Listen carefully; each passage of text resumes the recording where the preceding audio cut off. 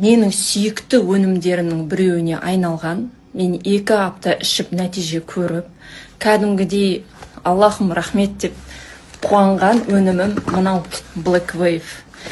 Себебі қыздар, менде сезонный аллергия бар. Мен күзде қатты қиналам.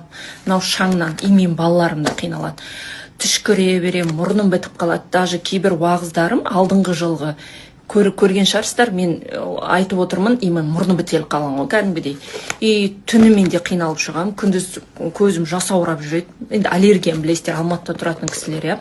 Менің балаларымда да сондай болды. Мен аны іштім, 2 аптадан кейін менде аллергия кетті.